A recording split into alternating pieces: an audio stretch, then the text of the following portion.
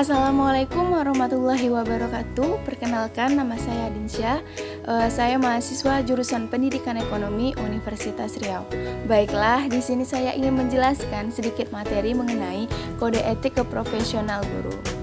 Setiap profesi pasti memiliki seperangkat aturan yang tidak boleh dilanggar. Begitu juga dengan profesi seorang guru.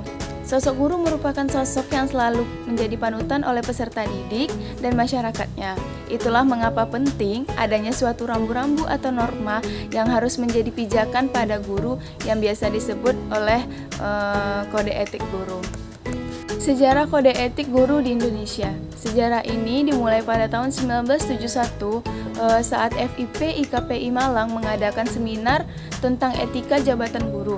Seminar tersebut diikuti oleh Kepala Perwakilan Departemen PNK Provinsi Jawa Timur, Kepala Kabin Semadya dan Kabupaten Malang, guru sekota Madya, dan para dosen FIP IKPI Malang. Lanjut, pada tahun 1971, PGRI atau Persatuan Guru Republik Indonesia mengadakan Kongres PGRI ke-13. Pada kongres itu, PGRI berhasil merumuskan secara yuridis Kode Etik Indonesia.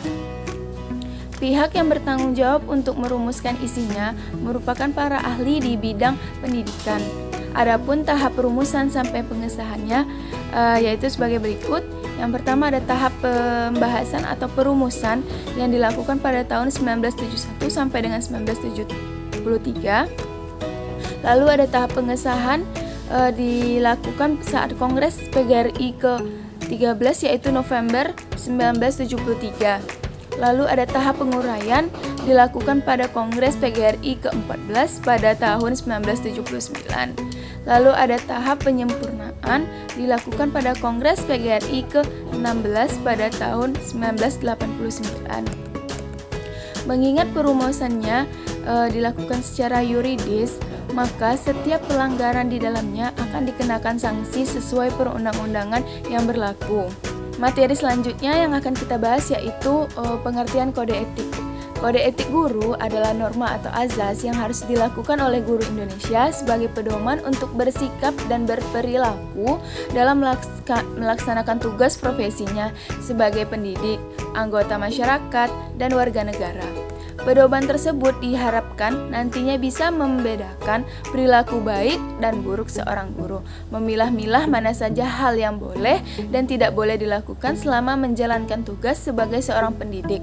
Keberadaan kode etik ini bertujuan untuk menempatkan sosok guru sebagai pribadi yang terhormat, mulia, dan bermanfaat. Isi dari kode etik guru ialah yang pertama, guru berbakti membimbing anak didik seutuhnya untuk membentuk manusia pembangunan yang berpancasila. Yang kedua, guru memiliki kejujuran profesional dalam menerapkan kurikulum sesuai dengan kebutuhan anak didik masing-masing.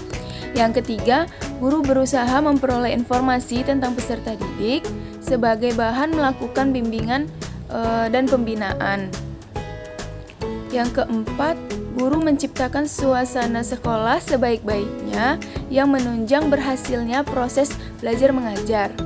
Yang kelima, guru secara bersama-sama memelihara dan meningkatkan mutu organisasi profesi guru sebagai sarana perjuangan dan pengabdian. Dan yang terakhir, guru melaksanakan segala kebijakan pemerintah di bidang pendidikan. Selanjutnya ada fungsi kode etik guru. Fungsi utama dari kode etik guru adalah menjadi seperangkat prinsip dan norma moral yang mendasari pelaksanaan tugas dan layanan profesional guru.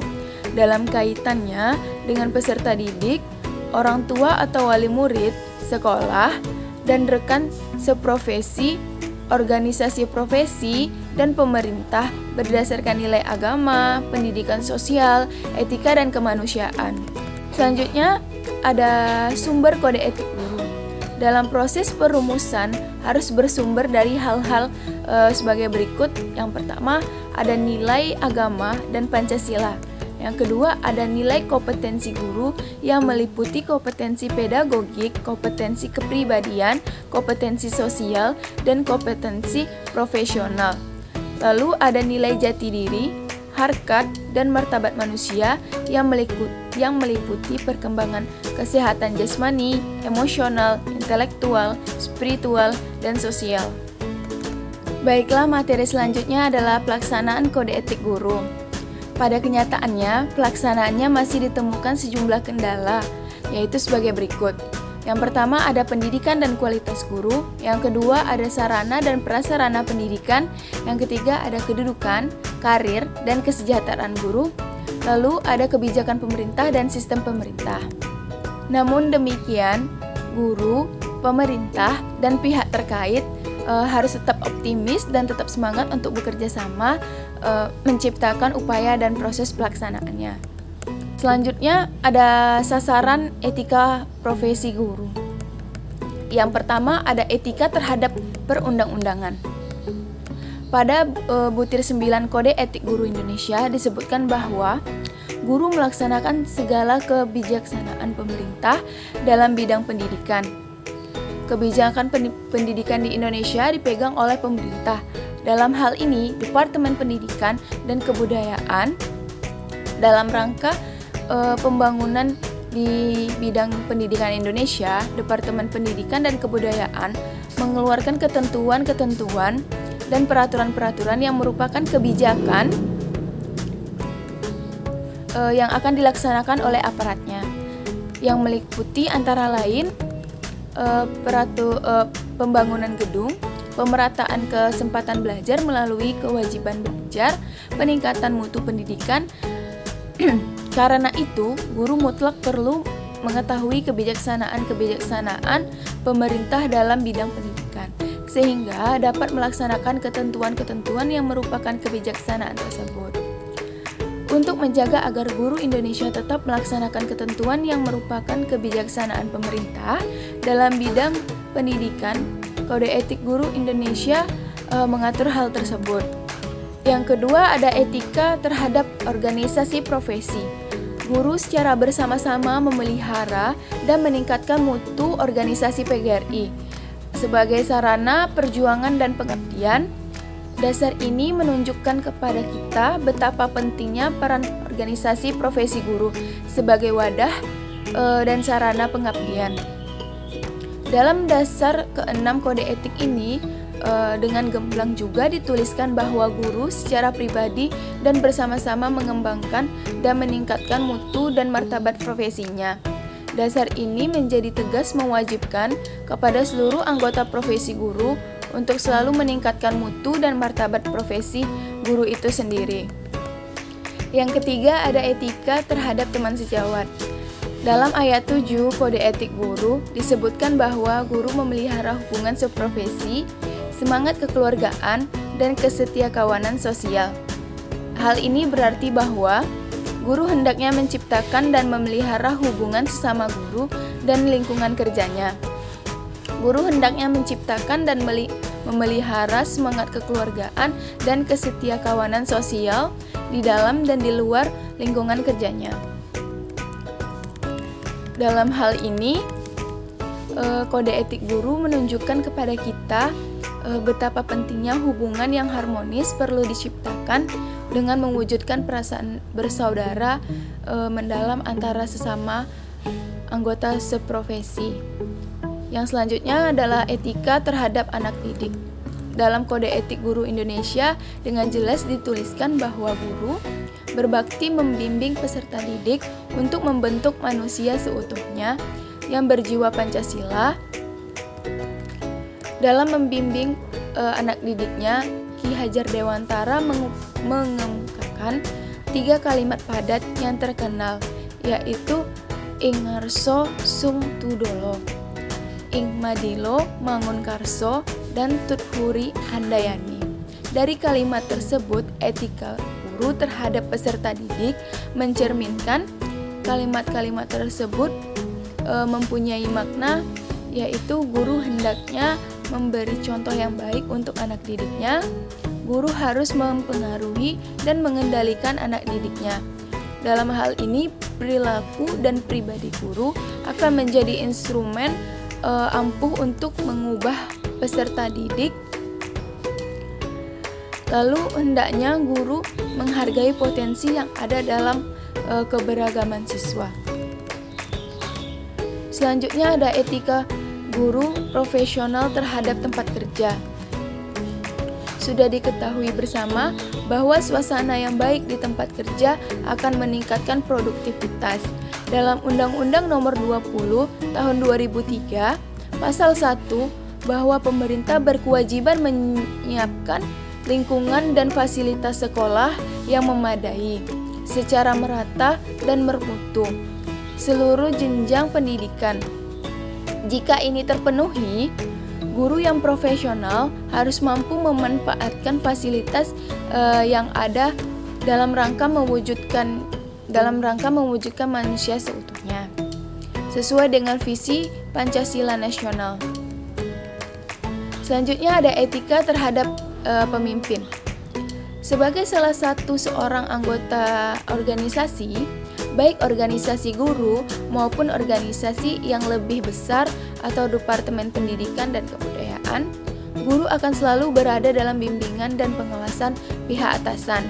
Oleh sebab itu, dapat kita simpulkan bahwa sikap seorang guru terhadap pemimpin harus positif, dalam pengertian harus bekerja sama dalam mensukseskan program yang telah disepakati, baik di sekolah maupun di luar sekolah. Baiklah, materi selanjutnya yang akan kita bahas ialah pelanggaran kode etik guru. Pelanggaran ini biasa didefinisikan sebagai penyimpangan terhadap norma moral yang terkandung di dalam kode etik berkaitan dengan profesi gurunya. Pelanggaran ini bisa berupa ringan, sedang, sampai berat. Setiap guru yang melanggar kode etik ini akan mendapatkan sanksi sesuai peraturan perundang-undang yang berlaku.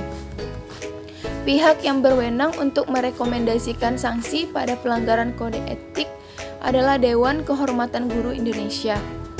Pemberian harus bersifat objektif, tidak diskriminasi, dan tidak bertentangan dengan dasar organisasi profesi dan perundang-undangan. Jika seorang guru melakukan pelanggaran kode etik, artinya guru tersebut telah melanggar sumpah atau janji guru yang pernah diucap. Jika ada pelanggaran, tentu akan ada sanksi yang akan diberikan. Begitu juga dengan kode etik guru. Berikut ini akan saya jelaskan apa saja sanksi pelanggaran dari kode etik guru. Dalam setiap penetapan aturan atau tata tertib, maka tidak lepas dengan adanya sanksi bagi para pelanggar peraturan atau tata tertib tersebut. Begitu juga dalam penetapan kode etik sebuah profesi, maka juga ada sanksi-sanksi bagi anggota yang melanggar kode etik tersebut. Menurut Mulia, menjelaskan bahwa sanksi pelanggaran kode etik tersebut adalah sebagai berikut. Sanksi moral berupa celaan dari rekan-rekannya, karena pada umumnya kode etik merupakan landasan moral, pedoman sikap, tingkah laku, dan perbuatan. Sanksi yang dikeluarkan dari organisasi yaitu merupakan sanksi yang dianggap terberat. Negara seringkali mencampuri urusan profesi, sehingga hal-hal yang semula hanya merupakan kode etik suatu profesi tertentu dapat meningkat menjadi peraturan hukum atau undang-undang. Dengan demikian, maka aturan yang mulanya sebagai landasan moral dan pedoman tingkah laku meningkat menjadi aturan yang memberikan sanksi-sanksi yang bersifat memaksa, baik dalam berupa aksi perdata maupun pidana. Sebagai contoh, dalam hal ini seorang anggota profesi bersaing secara tidak jujur atau curang dengan sesama profesinya, dan jika dianggap kecurangan itu serius, maka dituntut di muka pengadilan. Barang siapa melanggar kode etik akan mendapatkan celaan dari rekan-rekannya, sedangkan sanksi yang dianggap terberat adalah pelanggaran dikeluarkan dari organisasi profesi. Selanjutnya ada undang-undang tentang profesi guru. Adapun undang-undang yang mengatur tentang etika profesi guru yaitu Undang-Undang Republik Indonesia Nomor 14 Tahun 2005 tentang guru dan dosen, yaitu diantaranya berbunyi, Pasal 2, guru mempunyai kedudukan sebagai tenaga profesional pada jenjang pendidikan dasar, pendidikan menengah, dan pendidikan anak usia dini pada jalur pendidikan formal yang diangkat sesuai dengan peraturan perundang-undangan. Pengakuan kedudukan guru sebagai tenaga profesional sebagaimana dimaksud pada ayat 1 dibuktikan dengan sertifikat pendidik. Lalu ada pasal 3, dosen mempunyai kedudukan sebagai tenaga profesional pada jenjang pendidikan tinggi yang diangkat sesuai dengan peraturan perundang-undangan. Pengakuan kedudukan dosen sebagai tenaga profesional sebagaimana dimaksud pada ayat 1 dibuktikan dengan sertifikat pendidik. Lanjut ada pasal 4, kedudukan guru sebagai tenaga profesional sebagaimana dimaksud pada pasal 2 ayat 1 berfungsi untuk meningkatkan martabat dan peran guru sebagai agen pembelajaran, berfungsi untuk meningkatkan mutu pendidikan nasional. Lanjut ada pasal 5, kedudukan dosen sebagai tenaga profesional sebagaimana dimaksud pada pasal 3 ayat 1 berfungsi untuk meningkatkan martabat dan peran dosen sebagai agen pembelajaran, pengembang ilmu, pengetahuan, teknologi, dan seni, serta pengabdi kepada masyarakat, berfungsi untuk meningkatkan mutu pendidikan nasional. Terakhir ada pasal 6, yaitu kedudukan guru dan dosen sebagai tenaga profesional bertujuan untuk melaksanakan sistem pendidikan nasional dan mewujudkan tujuan pendidikan nasional, yaitu berkembangnya potensi peserta didik agar menjadi manusia yang beriman dan bertakwa kepada Tuhan Yang Maha Esa, berakhlak mulia, sehat, berilmu, cakap, kreatif, mandiri, serta menjadi warga negara yang demokratis dan bertanggung jawab. Masih banyak lagi pasal-pasal yang menjelaskan tentang etika profesi dan kode etik dari masing-masing profesi-profesi. Selanjutnya adalah kode etik guru di Indonesia.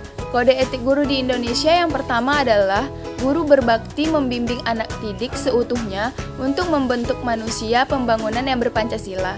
Yang kedua, guru memiliki kejujuran profesional dalam menerapkan kurikulum sesuai dengan kebutuhan anak didik masing-masing.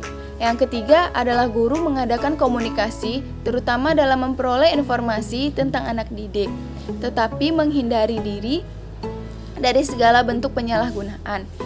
Lalu yang keempat adalah guru menciptakan suasana kehidupan sekolah dan memelihara hubungan dengan orang tua murid sebaik-baiknya bagi kepentingan anak didik. Yang kelima ada guru memelihara hubungan baik dengan masyarakat di sekitar sekolahnya maupun masyarakat yang lebih luas untuk kepentingan kependidikan. Selanjutnya yang keenam adalah guru secara sendiri-sendiri atau bersama-sama berusaha mengembangkan dan meningkatkan mutu profesinya. Yang ketujuh, guru menciptakan dan memelihara hubungan baik dengan sesama guru, baik berdasarkan lingkungan kerja maupun di dalam hubungan keseluruhan. Yang kedelapan, adalah guru secara bersama-sama memelihara, membina, meningkatkan mutu organisasi guru profesional sebagai sarana pengabdiannya. Dan yang terakhir adalah guru melaksanakan segala ketentuan yang merupakan kebijakan pemerintah dalam bidang pendidikan. Baiklah, cukup sekian materi yang dapat saya sampaikan. Lebih dan kurang saya mohon maaf. Assalamualaikum warahmatullahi wabarakatuh.